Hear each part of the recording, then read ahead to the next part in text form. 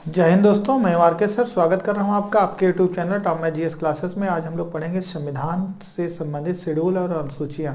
ठीक है, तो देखिए हम लोग पढ़ने जा रहे हैं अनुसूचियां। क्या पढ़ेंगे? अनुसूचियां। संविधान से संबंधित अनुसूचियां पढ़ेंगे।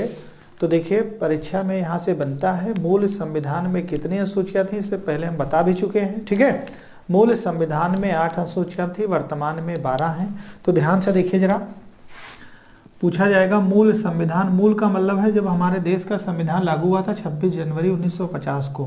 तो मूल संविधान में 8 अनुसूचियां थी। ठीक है, और वर्तमान में 12 है। वर्तमान में 12 है। आपकी परीक्षा में आएगा वर्तमान में कितनी अनुसूचियां हैं, तो वर्तमान में, ठीक है, तो वर्तमान में अगर पूछ लिया जाए कितनी अनुसूचियां हैं, तो वर्तमान में 12 हैं। और पूर्व में कितनी थी? 8 अनुसूचियां थी। वर्तमान में कितनी है? 12 है। ठीक है, आगे देखिए अगला प्रश्न आता है कि जो वर्तमान में 8 अनुसूचियां हैं, जब वर्तमान में 12 अनुसूचियां हैं, जब संविधान बना था तो 8 अनुसूचियां थी। कोई समस्या तक नहीं ना? ठीक है, देखिए अनुसूचियां हम लोग पढ़ रहे हैं। मूल संविधान में 8 अनुसूचियां थी, वर्तमान में 12 हैं। तो जब 8 अनुसूचियां संविधान लागू हुआ था 26 जनवरी 1950 को, तब 8 अनुसूचियां थी, उनके बारे में पहले डिस्कस कर लेते हैं, फिर 4 जो हमारी बढ़ी हैं उनके बारे में देख लेते हैं। ठीक है, तो देखिए पहली अनुसूची हम लोग पढ़ेंगे। ठीक है, आपसे पूछा जाएगा पहली अनुसूची किससे संबंधित है। तो देखिए पहली अनुसूची जो है, आपको पता है हमारे देश का जो संविधान है विश्व का सबसे बड़ा लिखित संविधान है। ठीक है, इसमें 395 अनुच्छेद हैं, 22 भाग हैं। पहले 8 अनुसूचियां थी, 12 हैं। तो हम लोग अनुसूचियों के बारे में पढ़ रहे हैं। तो अनुसूचियां कैसे आई, तो आपको पता है हमारे संविधान में 395 अनुच्छेद हैं, और पहले अनुच्छेद में ही भारत के राज्यों का उल्लेख किया गया है। हमारे भारत के संविधान में 28 राज्य हैं और 8 केंद्र शासित प्रदेश हैं। उनकी सीमाएं, उनके न्यायिक क्षेत्र, अगर सबका वर्णन एक ही पेज में किया जाता तो हमारा संविधान तो बहुत बड़ा हो जाता।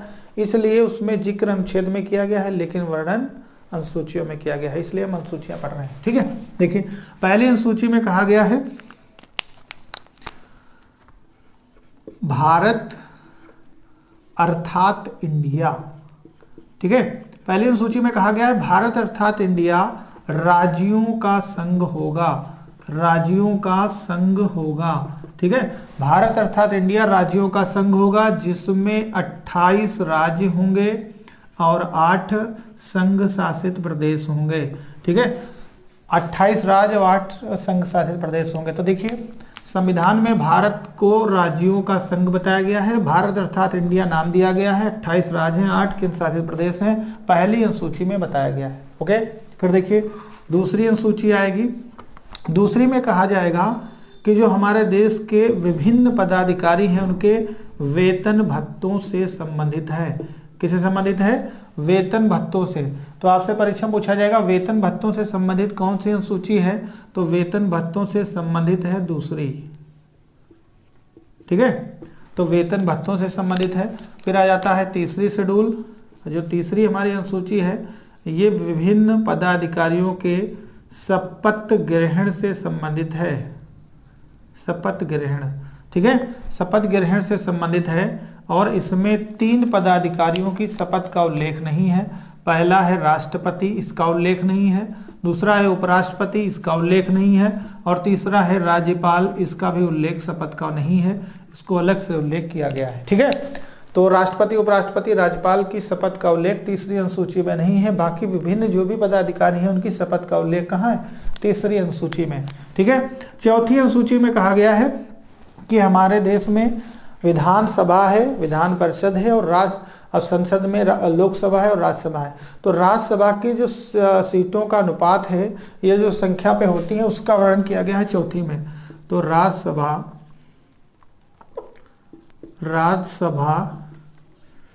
की सदस्यों का अनुपात का वर्णन किसमें किया गया है? ठीक है, तो चौथी में। राज्यसभा के सदस्यों का अनुपात का वर्णन किसमें किया गया है? तो चौथी में। आपको पता है राज्यसभा के सदस्य का कार्यकाल 6 वर्ष का होता है। ठीक है, अब ध्यान दीजिए, 5वीं में बताया गया है कि हमारे देश में जो SC हैं, ST हैं, ठीक है, उन्हें विशेष प्रावधान दिया गया है। विशेष प्रावधान का वर्णन किया गया है, विशेष प्रावधान का वर्णन। ठीक, फिर देखिए छठी में बताया गया है, छठी में बताया गया है कि जो 4 राज्य हैं, असम, मेघालय, त्रिपुरा, मिजोरम, ठीक है, असम, मेघालय, त्रिपुरा, मिजोरम, इन 4 राज्यों में जो जनजातियां रहती हैं, जनजातियों के लिए विशेष प्रावधान है। ठीक है, के लिए विशेष प्रावधान। ठीक, आगे देखिए, फिर 7वीं हमारी शेड्यूल आती है, 7वीं अनुसूची आती है।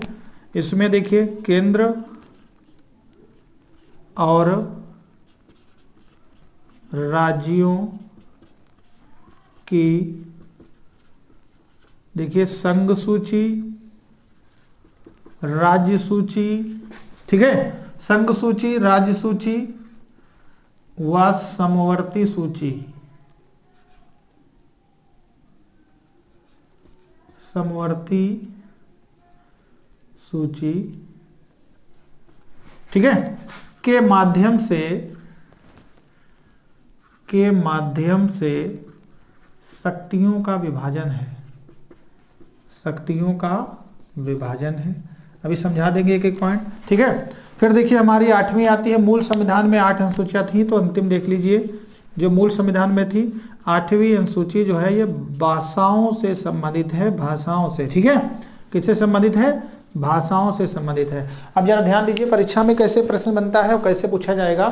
देखिए अनुसूचियां हैं, मूल संविधान में 8 अनुसूचियां थी, वर्तमान में 12 हैं। तो ध्यान दीजिए पहली जो अनुसूची है इसमें भारत अर्थात इंडिया राज्यों का संघ होगा, इसमें 28 राज्य और 8 केंद्र शासित प्रदेश होंगे, इसका वर्णन किया गया है। ठीक है, दूसरी है वेतन भत्तों से संबंधित, तीसरी है शपथ ग्रहण से, इसमें राष्ट्रपति, उपराष्ट्रपति, राज्यसभा, राज्यपाल की शपथ का उल्लेख नहीं है, ये ध्यान रखिएगा, उल्लेख नहीं है। 3 पदाधिकारी हैं जिनकी शपथ का उल्लेख नहीं है, इनका अलग से किया गया है।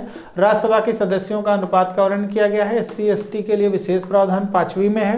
6ठी में है असम, मेघालय, त्रिपुरा, मिजोरम में जनजातियां जो निवास करती हैं उनके लिए विशेष प्रावधान रखा गया है। 7वीं में 3 सूचियां हैं, संघ सूची, राज्य सूची और समवर्ती सूची, इनकी शक्तियों का विभाजन है। इसमें बताया गया है कि संघ सूची में केवल केंद्र सरकार कानून बनाएगी, राज्य सूची में केवल राज्य सरकार कानून बनाएगी और समवर्ती में दोनों सूचियां कानून बनाएंगी, केंद्र और राज्य दोनों मिलकर कानून बनाएंगे। उनकी शक्तियों के बारे में बताया गया है।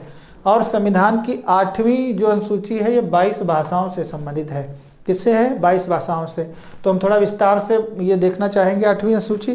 तो ध्यान दीजिए, एक कीवर्ड जरूर याद रखिएगा, भाषाओं से संबंधित अनुसूची कौन सी है? तो आपकी हो जाएगी 8। ठीक है, आगे देखो जरा,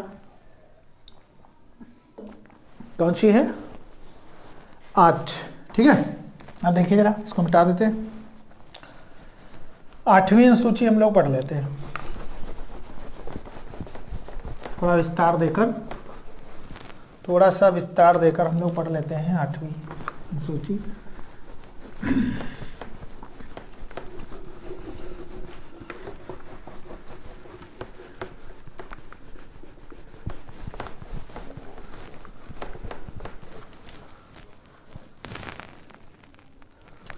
आठवीं अनुसूची है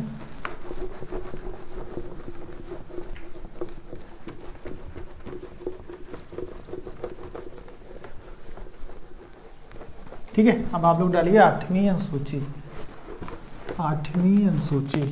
ठीक, 8वीं अनुसूची के बारे में अब हम लोग पढ़ेंगे फट से। देखिए 8वीं अनुसूची हम लोग डाल रहे हैं, 8वीं अनुसूची। इसमें वर्तमान में, ठीक है, इसमें वर्तमान में पूछ लिया जाए वर्तमान में कितनी भाषाएं हैं। ठीक है, इसमें वर्तमान में 22 भाषाएं हैं।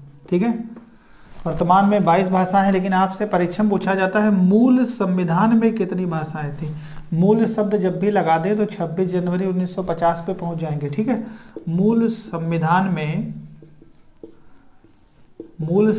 में ठीक है 14 भाषाएं थी। मूल संविधान में 14 भाषाएं थी, वर्तमान में 22 हैं। तो देख लीजिए 22 कैसे बनी, ये परीक्षा में पूछा जाता है।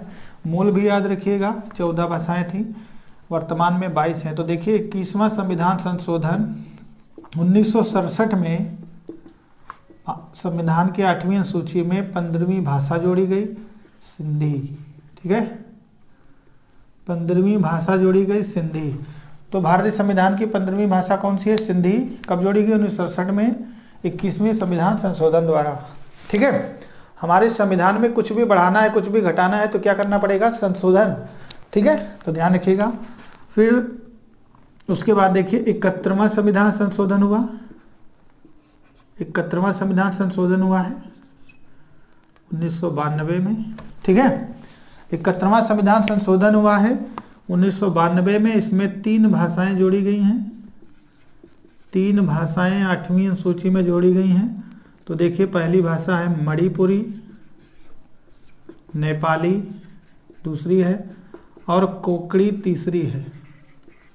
तीसरी भाषा है कोकड़ी, ठीक है। कोकड़ी केरल में, गोवा में बोली जाती है, ठीक है। तो ध्यान रखिए मूल संविधान में 14 भाषाएं थी, 15वीं भाषा सिंधी बनी, 3 और जोड़ गए, 18 हो गई।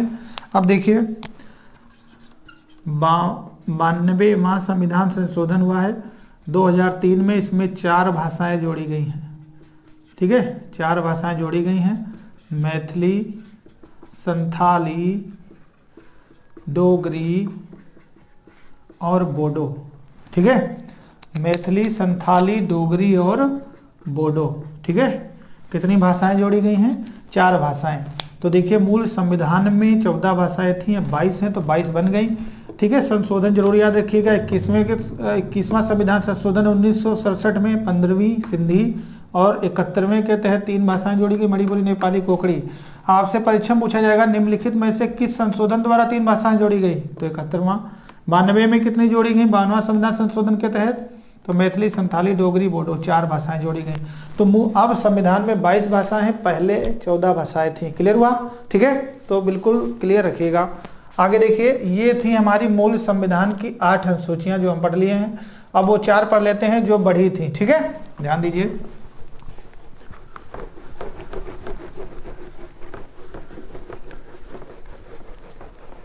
चलो देखिए फट से। तो हमारे देश में कुछ भी बढ़ाना है, कुछ भी घटाना है तो क्या करना पड़ेगा? संविधान में संशोधन। तो देखिए संविधान लागू हुआ 50 में और पहला संविधान संशोधन कर दिया गया, ठीक है। पहला संविधान संशोधन किया गया 1951 में। तो आपसे परीक्षा में भी पूछा जाएगा भारत संविधान में पहला संविधान संशोधन कब हुआ? तो 1951 में, ठीक है। इसके तहत देखिए भारतीय संविधान में नवी अनुसूची जोड़ी गई जिसका संबंध है भूमि सुधार से। किससे संबंधित है? भूमि सुधार से। तो नवी अनुसूची संविधान में कब है? 1951 में। किस संशोधन द्वारा? पहला संबंध भूमि सुधार से है, ठीक है। फिर देखिए 52वां संविधान संशोधन होगा 1985 में, ठीक है। इसके तहत 10वीं अनुसूची जोड़ी गई जिसका संबंध है दल बदल कानून से। किससे संबंधित है? दल बदल कानून से। तो दल बदल कानून से संबंधित कौन सी अनुसूची है? 10वीं। कब जोड़ी गई? 1985 में। फिर देखिए 73वां संविधान संशोधन 1992 में, ठीक है। 11वीं अनुसूची जोड़ी गई जिसका संबंध है पंचायती राज या ग्राम पंचायत से, ठीक है, ग्राम पंचायत से। ग्राम पंचायत से इसमें 29 विषय प्रदान किए गए हैं, ठीक है। ग्राम पंचायत से संबंधित 29 विषय प्रदान किए गए। फिर आता है 74वां संविधान संशोधन, सन यही रहेगा 1992। 12वीं जोड़ी गई। कहा गांव का विकास होगा तो शहर का भी होना चाहिए, तो ये शहरी विकास से संबंधित है, नगर पालिका से संबंधित है, ठीक है। और इसमें 18 विषय प्रदान किए गए हैं। कितने? 18 विषय। ध्यान से देखिए, मूल संविधान में 8 अनुसूचियां थी, वर्तमान में 12 है। तो पहले संविधान संशोधन द्वारा 1951 में नवी जोड़ी गई इसका संबंध भूमि सुधार से है। 52वां के तहत 10वीं जोड़ी के दल बदल कानून से, 73वें 1992 11वीं पंचायती राज से, 74वें से शहरी विकास से 18 विषय हैं, इसमें 29 विषय हैं। ठीक है, तो ये थी हमारी संविधान की अनुसूचियां। इनको एक बार आराम से आप देखिए, बिल्कुल याद हो जाएंगी। तो 12 अनुसूचियां हैं, क्वेश्चन बहुत हैं, संशोधन है, सन है, ठीक है, अब किसका संबंध किससे, सब पूछा जाता है। तो आप एक बार जरूर इसको देखिए, और वीडियो अच्छा लगे तो लाइक करिए, कमेंट करिए। आज के लिए इतना ही। जय हिंद, गुड डे।